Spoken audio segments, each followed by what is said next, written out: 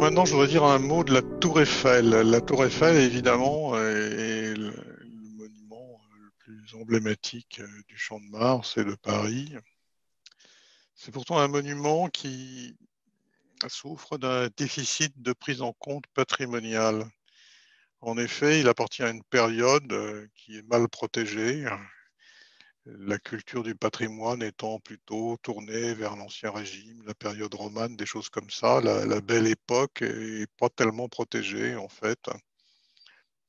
Et la Tour Eiffel est juste inscrite à l'inventaire des monuments historiques, mais elle n'est même pas classée, alors que la moindre église romane de campagne, même si elle est très fruste, est systématiquement classée monument historique. Alors, la Tour Eiffel, on la repeint régulièrement en jouant très légèrement sur les nuances. À l'heure actuelle, on est encore en train de la repeindre, mais il y a une chose qui est là comme une évidence, pour moi tout du moins, c'est que le problème n'est pas de la repeindre, mais de la restaurer. Alors, pour vous faire comprendre quelle est mon idée, je vais faire un tout petit rappel historique. Alors, la Tour Eiffel a été érigée lors de l'exposition universelle de 1889. Et il faut bien comprendre ce que c'est qu'une exposition universelle, et surtout le mot universel, qui ne veut pas du tout dire international. Ça ne veut pas du tout dire que c'est une exposition qui concerne tous les pays du monde. Il y a beaucoup d'expositions qui sont internationales et qui sont ouvertes à tous les pays. Les salons professionnels actuels sont ouverts à toutes les entreprises éminentes d'un secteur et il y en avait déjà comme ça des expositions internationales au début du 19e siècle. Alors, l'exposition universelle, elle est universelle en ceci qu'elle associe toutes les dimensions de l'esprit créateur, qu'il soit scientifique, technologique ou artistique. C'est très important, ça, d'associer les arts aux industries. Alors, pourquoi? Parce que dans les salons professionnels internationaux, la France, au XIXe siècle, n'était pas forcément très mise en valeur parce qu'il y avait d'autres pays très avancés comme l'Allemagne ou l'Angleterre. Et le fait de faire des expositions universelles, ça permettait à la France, qui était par contre très avancée en matière artistique et chez qui l'art avait l'extension d'une véritable industrie, il y avait vraiment des milliers d'artistes et toutes les villes et toutes les intérieurs étaient tapissés d'œuvres d'art.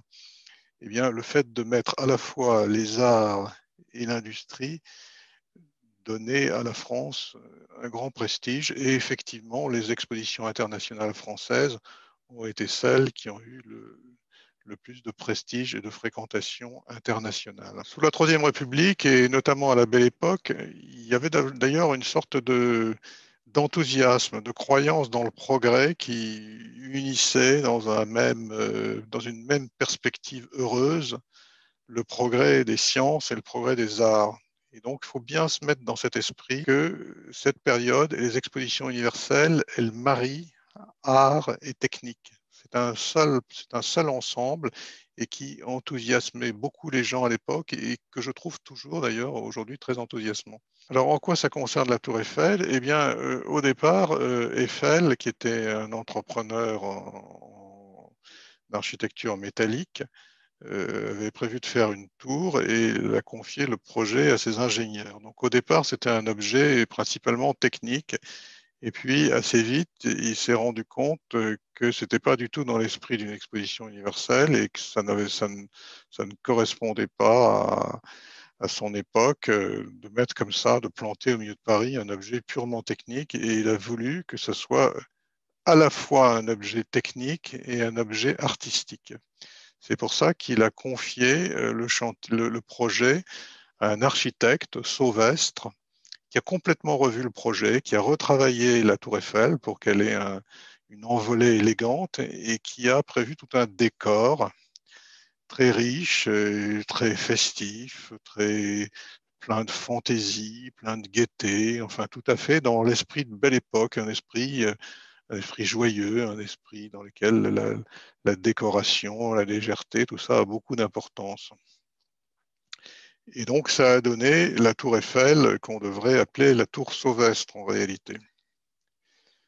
Malheureusement, en 1937, le goût avait complètement changé.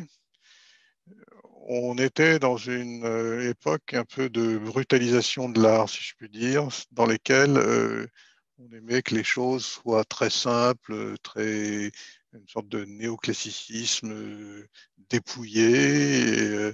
Il y avait le sentiment aussi que la technique l'emportait sur la fantaisie. Et Paris a fait déposer toutes les décorations de la Tour Eiffel. En particulier, le premier étage était décoré d'une magnifique couronne de marquise qui le rendait extrêmement fantaisiste et très gai. Et l'extrémité supérieure était ornée d'arceaux qui simulait une sorte de dôme vu de loin. Tout ça a été déposé et la tour Eiffel, maintenant, est juste un objet technique dans lequel il y a juste des poutrelles, des articulations, des télécoms. Enfin, il n'y a plus rien d'artistique dans la tour Eiffel.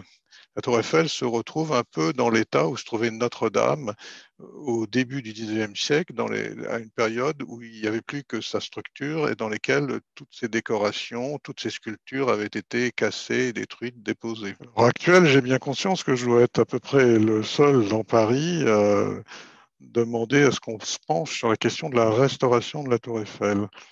Mais je pense que quand même c'est une vraie question pour plein de raisons. D'abord parce que la tour Eiffel serait beaucoup plus belle si elle était restaurée. Ensuite, il y a une question de respect des artistes. Sauvestre a créé la tour Eiffel d'une certaine façon, ça forme un ensemble cohérent et c'est tout à fait dommage de se contenter d'une version appauvrie. Ensuite, ça ne pose pas de problème par rapport à la charte de Venise qui, quand il y a des couches, des interventions successives dans un bâtiment, on recommande de ne pas revenir à une version antérieure, mais là, l'intervention de 1937 a juste consisté à enlever des choses et donc rien n'interdit de les y remettre. En plus, je pense qu'il y aurait une sorte de sens moral et politique, si vous voulez. L'exposition de 1937, qui a été marquée par la montée du fascisme, par les stands de l'Union soviétique et de l'Allemagne nazie, qui était une époque de brutalisation dans laquelle s'affirmait la prépondérance de la technique. Si vous voulez, c'est une époque qui a laissé sa marque dans Paris. Et le fait d'en revenir à une époque plus heureuse où la République associait les arts aux techniques, je pense que serait renoué avec ce jeune esprit républicain de l'époque et ce serait une très bonne chose. À mon avis, il y a juste deux choses qui s'opposent à ce projet en dehors des difficultés techniques et financières. Mais enfin, avec le projet One 1, on voit qu'il n'y a pas tellement de limites financières.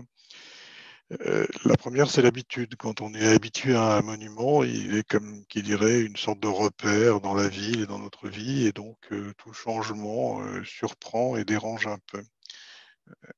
La deuxième chose, c'est que le XXe siècle a installé dans les esprits une sorte de minimalisme. On pense que plus une chose est simple, et plus elle est de bon goût.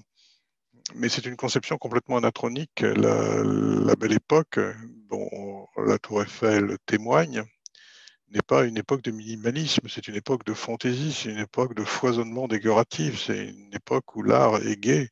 Et donc, ça serait être fidèle à ce bâtiment que de le restaurer et de lui donner sa splendeur initiale.